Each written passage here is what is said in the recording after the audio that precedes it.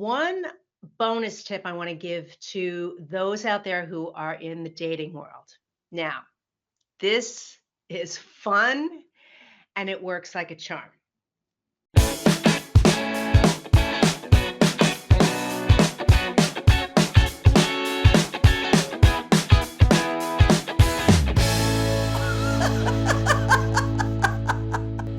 Thanks so much for tuning back into Second Act TV. I want to welcome intentional living expert and inspirational coach Diane Forster. Diane, thank you for staying over. Thank you, Silka. Love being here. I love having Always a pleasure. I love having you here. We just finished a segment, but another important topic here: happiness. How to find happiness. Big subject, especially at this time of the year when we're focused on recreating our life. Part of that, Diane, and incidentally, Diane is the host of I Have Today. I'll make sure to link to that great show that I've been on a few times. Yes, you have. We've gotten to know each other well, and that's why I'm so happy that you're back talking about these important topics. Today, communication. We struggle with it. You are a communications expert as well. You work with large corporations, CEOs. You work with everybody across the board.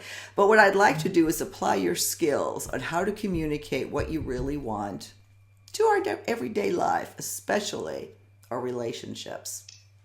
Mm.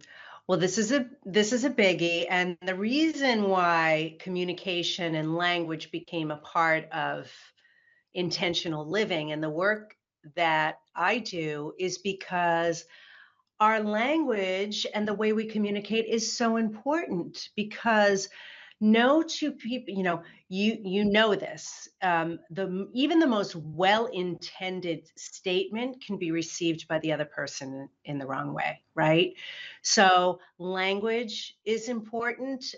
Listening skills is important. Inflection in your voice, the words you use are so important. So, for example, for our day-to-day lives, if you're not getting what you want, and let's just say in any relationship, whether it's a parental relationship or a sibling relationship or a romantic relationship or a business relationship, many times what's happening is someone is communicating what they don't want, Hmm, not what they do want, what they don't want. interesting. And I've asked clients, well, tell me what you want. That's always my first question when I meet with them. Tell me what you want. And they often go, well, I don't want this and I don't want that and I don't want this. And I said, no, no, no, I didn't ask you that. I asked you what you actually do want. And many times they have to sit there and think and go, I don't know. I really hadn't thought about it. So how can you possibly get what you want if you're asking for the things that you don't want? So that's a problem. So get crystal clear on that. And that happens in many relationships if they become, toxic or argumentative, is we are not communicating the thing that we really want.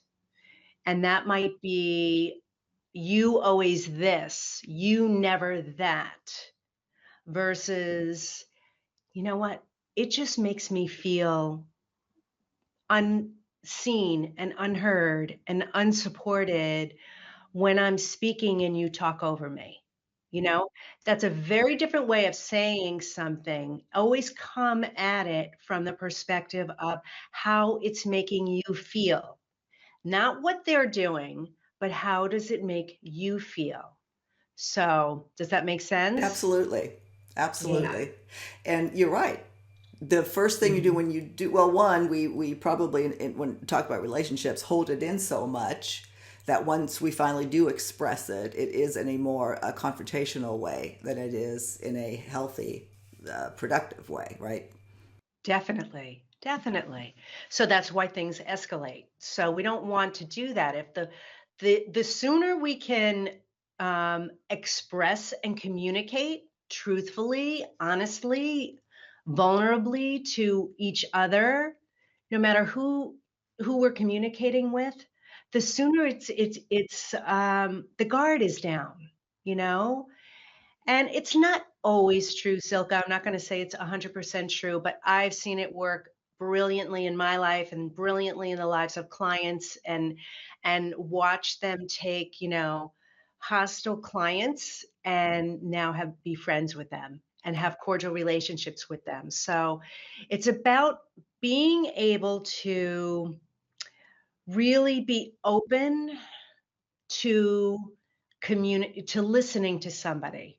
Don't be sitting on the edge of your seat ready to get that next word. And this happens all the time. When you're doing that, you're not listening at all. So to be able to sit back and really, really listen to somebody creates much more effective communication. Yeah. Is that one of the tips? Really, is that intent That is, listening? I'm kind of firing tips. Yeah. I just realized that. But yes, that is definitely one of the tips, to be open. The first is communicate. Make sure that you are really communicating what it is you want, not what it is you don't want. To be open to really listening and receiving what the other person is saying, which will give you that I'm going to slip in that bonus one of communicating how it's making you feel, not what they do to you, not what they're doing. No, no. It makes me feel this way when this thing happens. So you've got to come at it from your perspective. Sometimes a little glib comment can be, innocent, and they assume, they don't really mean anything by it, but that's now hurt you and you've taken offense to it. So you need to be able to communicate that I'm not really happy, doesn't make me feel good when you say things like that.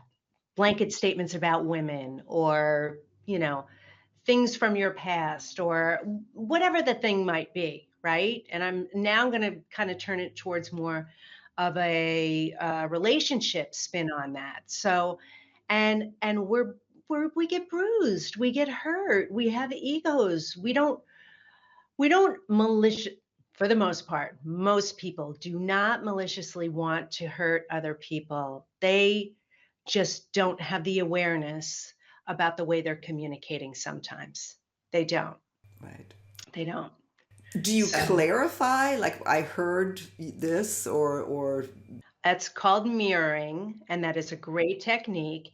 And yes, so what I heard you say is this, and then state it back. Is that correct? And give them the chance to say yes or no to that. and then you Say, can yell okay. at them. No. Right. Just make sure you heard it Right. right. Just wanted to make sure. Now, um, you know, this is we're calling this how to communicate to get Get what what you you want. want. And what you want is, you want more cohesive relationships. You want better understanding of yourself. You want to be a better partner in all the relationships that you're in. So how to effectively do that is by using some of these strategies. And one bonus tip I want to give to those out there who are in the dating world. Now, this is fun and it works like a charm. If you are going out with someone for the first time, and a lot of us are doing virtual dating too. So it's all, how do you really get to know somebody? You can virtually, but it's just not the same thing. One thing that I've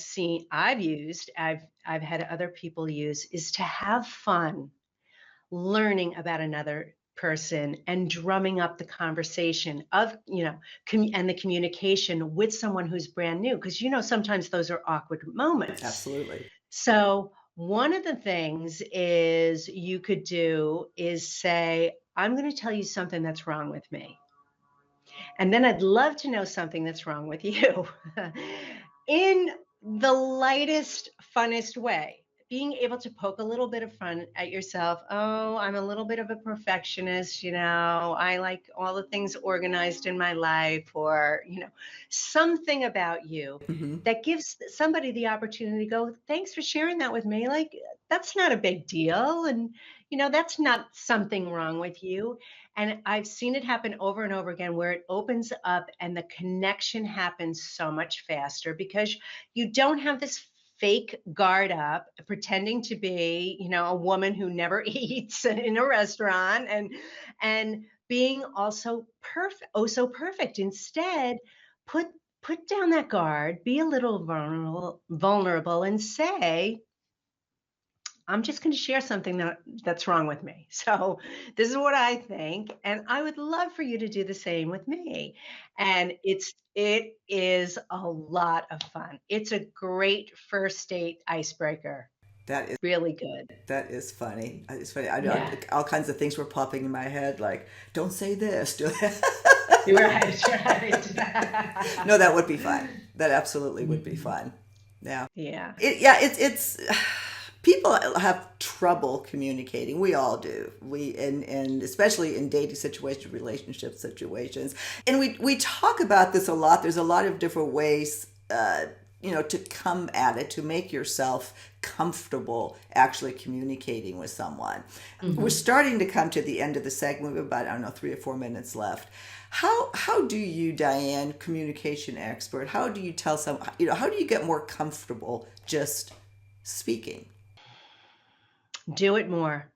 It's like anything else. And how you do it more is be inquisitive. Be the curious one in the room. Mm-hmm. Ask a lot of questions, get to know people. People love to talk about themselves. They do.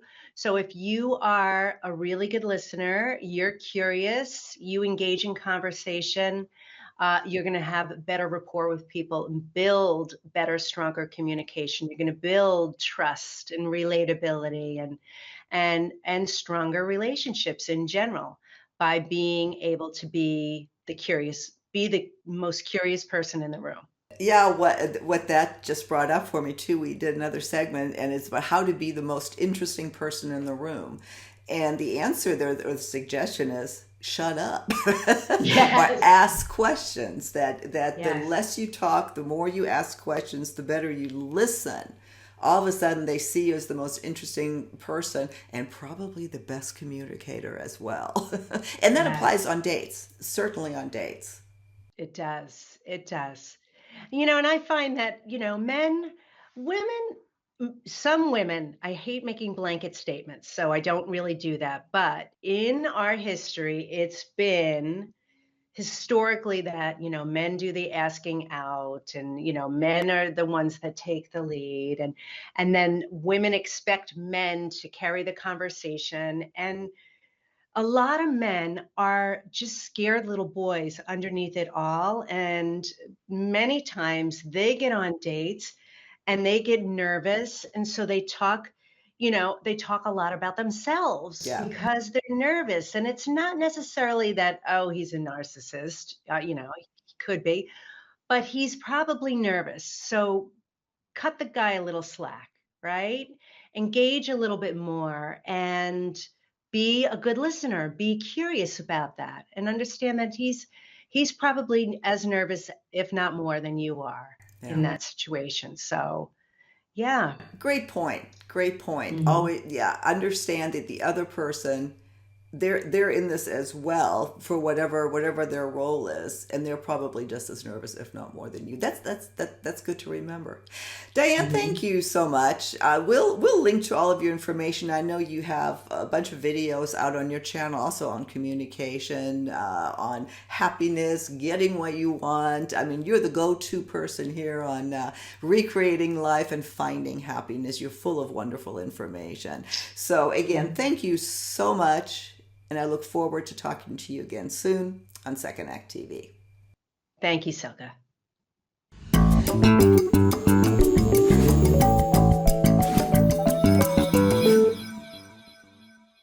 If you haven't done so already, please be sure to subscribe to our channel. The button is right over here. Just click on through to YouTube, and when you see the little bell right next to the subscribe button, hit that too. We'll notify you every time we launch a new video. See you next time.